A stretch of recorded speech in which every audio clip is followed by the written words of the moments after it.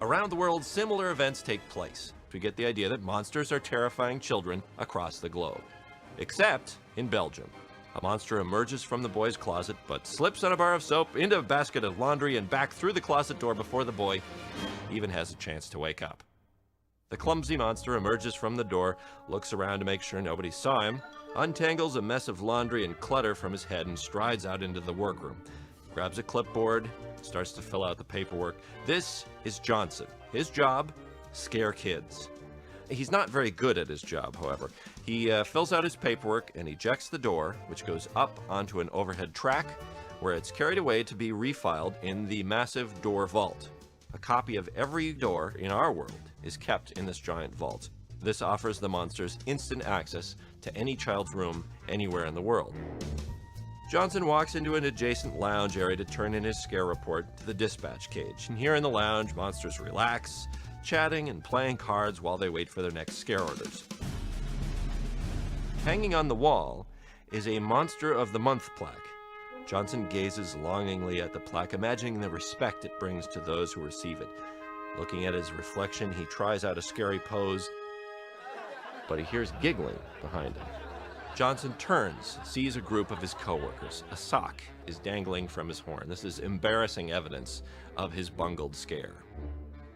Oh, but the crowd hushes as Ned, the Monster of the Month for 2 years running, comes to Johnson's defense. Ned removes the sock from Johnson's horn, tells the others to lay off. Ned offers him a few scaring tips on the side. Suddenly, a booming voice orders Johnson to the boss's office. The boss says, "That last scare of yours is the worst I've ever seen. I should fire you right now, but I'm going to give you one last chance."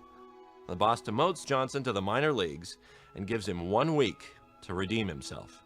He grabs a scare order off the top of the stack, hands it to Johnson. "Start with this one. Anybody could do this scare. It's just a little girl." Mary is the youngest of 10 kids, all the rest are boys. Now, her brothers make it their full-time job to torment her as much as possible. She dreads those attacks. Mary hates being scared. Johnson prepares himself, doing his visualization and breathing exercises. He tries to be confident, but there is a lot at stake in this one. As Johnson enters the room and steps towards Mary's bed, the doorknob pops off in his hand. He fumbles around with the loose knob and turns to fix it. Mary wakes up, sees a large, blue, hunched-over figure in a room, and thinks this is her brothers coming to scare her again. This is her chance to get back. She grabs her blanket, sneaks towards it, throws the blanket over the figure, and begins hitting it. Johnson stumbles around, flailing wildly, knocking over furniture, and quickly retreats back through the closet door and slams it behind him. Johnson emerges from the scare tangled in junk. He rushes off to the locker room to tidy up. As he untangles himself, Johnson notices a tiny pair of fingers atop his head. A small human drops to the floor behind him. Johnson is horrified. Letting a human into the monster world is about the worst thing he could have done. For her part, Mary is very angry. She's sure this beast is her brother Paul in an elaborate disguise. However, she doesn't have time to investigate. Johnson quickly wraps her in a blanket, stuffs her in a locker, out of sight from the coworkers. It's quitting time, so he has to try and act casual as he impatiently waits for the others to clean up and leave. But once the coast is clear, Johnson grabs Mary, tries to return her to her bedroom. But he tries to open the door, and the doorknob breaks off in his hand. A mechanic rushes over. After inspecting the mess, he hauls the door back to the shop. Mary is wiggling. Johnson doesn't know what to do. He has no choice but to take the kid home. Johnson runs through the city, a small bundle wiggling under his arm. Once in his apartment, Johnson panics. He has 1 week to prove himself, and he started by bringing a human into the monster world, a crime tantamount to treason. Mary is still sure that Johnson is her disguised brother. She attempts to prove this by removing Johnson's mask. But slowly, Mary realizes Johnson is not wearing a mask. He is a real monster. Mary runs for her life, screaming at the top of her lungs. Johnson's trying to catch her and quiet her down. Suddenly, they hear a thumping from below. Bam, bam, bam. It's the landlady. "What's all that noise up there?" Shh, shh, shh. Johnson says, "Okay, look, Mary, if you want to get home, you're going to have to be quiet and do as I say." The two strike an agreement. Mary is pacified for now.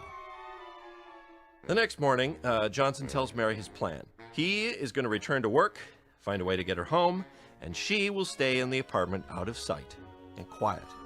Mary doesn't like this, but she has little choice. As Johnson's footsteps fade off down the hall, Mary decides to take matters into her own hands. She sneaks out into the hallway and is about to escape when suddenly she sees the landlady coming. She ducks back into the apartment, but the noise of the door closing alerts the landlady's suspicions. She knows Johnson is left. Who's in there? Her eyes are on these long tentacles. They snoop around the apartment. Who's in there? She asks as she's peeking around the corners. Mary is terrified. I'm not staying here, she tells herself. I'm going to find my own way home. Mary makes a disguise out of things she finds around Johnson's apartment. She makes a little monster disguise and sneaks out the window into the monster city. At the door repair shop at work, the mechanic has entirely disassembled the door and tells Johnson it's going to be a couple days before the door is ready. Johnson complains, but is interrupted by a telephone call from his landlady, who wants to know who's snooping around at his apartment. I'm going up for a look-see. No, don't. I'll be right there. Johnson rushes home. On his way, Johnson nearly misses a small green monster passing the other direction. He realizes that it's Mary and catches up to her. Mary is furious, demands to be taken home immediately. His apartment is no longer a safe hiding place. Johnson has no choice but to take Mary to work while he figures out what to do next. At work, Johnson tells Mary she can't go home until her door is repaired. In the meantime, he has to keep working to avoid suspicion. She should wait outside the doors, Johnson explains, as it'll be too scary inside. But Mary demands to come along. Inside the kids' room, Mary watches, unimpressed with Johnson's pitiful attempts to scare. I can scare better than that, she tells herself. Disgusted, Mary takes over the scare, terrifies the kid. The scare rates extremely high. Johnson feels threatened by this success. Mary feels a thrill of retribution for her years of brother's mistreatment. This is her chance to scare someone else for a change. Mary continues to scare kids. She's having a great time. In fact, Mary gets a little carried away. She dreams up new, innovative scare techniques, scare props. Johnson isn't sure he likes this. He's becoming nothing more than Mary's assistant. The boss congratulates Johnson on his success. Keep this up, Johnson. By the end of the week, you could be Monster of the Month. Ned hears of Johnson's success, and his true colors show through. Feeling threatened, Ned vows to do whatever it takes to keep his title as top monster and put Johnson in his place. By now, the two have developed a lingo for their scare routines. Let's do an A-B with a reverse twist, Mary says. I'll go get the prop fangs. Upon arrival of the door, Johnson enters the kids' room to scout around a little bit beforehand. Suddenly, he stops. Something about this room looks familiar. It dawns on him. He's standing in Mary's room. The door's been fixed, and now he can send Mary home. But the thought of being without Mary frightens Johnson. How can he possibly become Monster of the Month without her there to do his scares? Leaving the room, Johnson sees Mary returning. Quickly, Johnson removes a telltale drawing from the front of the door, hides it from her view, and ejects the door just as Mary returns. The new door arrives, and the two move on to the next scare without Mary noticing a thing. Over the next couple of days, the successful scares continue. Everything is going great. But then one night, Mary enters the kid's room to do a scare. She pulls back the covers and comes face to face with a little girl. Everything about this whole situation reminds Mary of home. She becomes homesick. She can't bring herself to continue the scare. She turns to leave. Confused, Johnson follows her. Surprise! The whole company turns out to see Johnson awarded the Monster of the Month. The boss presents him with a plaque. Everyone cheers. Having lost his title, Ned is furious. As the revelry continues into the evening, Mary sits alone, feeling incredibly homesick. As she wipes a tear from her cheeks, she removes the monster disguise glasses. Ned's eyes nearly pop out of his head. Johnson has been harboring a human child. Johnson and Mary return to his apartment. Mary is jolted out of her depression when she finds her drawing. Clear evidence now that Johnson had access to her door, but didn't tell her. She feels betrayed. How long have you had that door? Were you ever going to let me go home? Angry and bitter, she runs out of the apartment. Johnson is left alone, holding his Monster of the Month plaque. He'd wanted this award his whole life, but now, surprisingly, it doesn't mean anything compared to his feelings about the kid. Johnson runs out after Mary. Mary is nowhere to be seen. She's lost somewhere in the teeming Monstropolis. Johnson comes across bits of Mary's costume, which Mary had shed in her furious run. He follows the trail and runs into two old ladies reporting the sighting to a monster police officer. Oh, it was awful. It was cute and it was disgusting. At the boss's office, Ned relays his discovery. Johnson has let a human into the monster world. The boss grabs his robe, afraid of how the company will look should word of this leak out to the monster public. In Johnson's apartment building, the landlady's favorite evening television program is interrupted by news of a human loose in the city. A reward is being offered for its capture. The landlady calls the police to report a tip. Johnson passes a television store, sees the televised bulletin. Your human is considered cute and dangerous. A manhunt is underway. Mary is feeling lost and very frightened. Her anger spent now, she can't even find a way back to Johnson's apartment. Even things that seem familiar to her are not.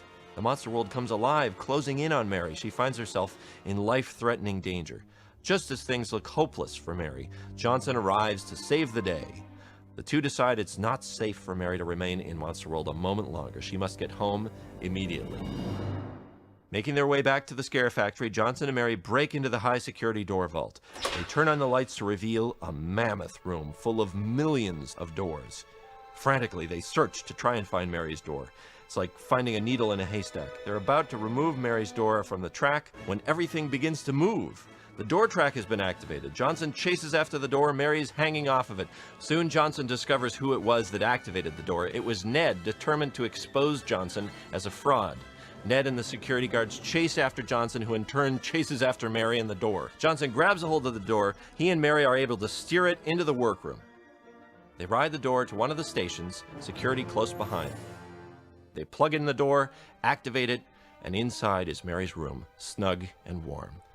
Tearfully, they say goodbye, knowing they'll probably never see each other again. Suddenly, in burst the security guards, Ned and the boss. "Johnson, with a human!" yells the boss. "Ned was right! Get him, boys!" Quickly, in an attempt to save Mary, Johnson ejects the door. But in his haste, the door remains open as it ejects. Mary's room is seen through the doorway as it swings from the track overhead. Security closes in on Johnson, arresting him and dragging him away. Mary sees her friend in trouble and has one last-ditch idea to save him. Timing it just right, she loosens the bolt atop the door, causing it to fall from the track. It falls towards the ground, heading straight for Johnson. The security monsters scatter in all directions. The door completely envelops Johnson and smashes into a million pieces on the workroom floor. Back in Mary's room, her brothers are up to their old tricks. However, Mary is no longer frightened by her brothers' taunts. In fact, Mary has a little surprise for them. It's Johnson, her best friend, who now lives in her room. Her brothers are terrified, and Mary enjoys a much happier childhood. They live together happily ever after.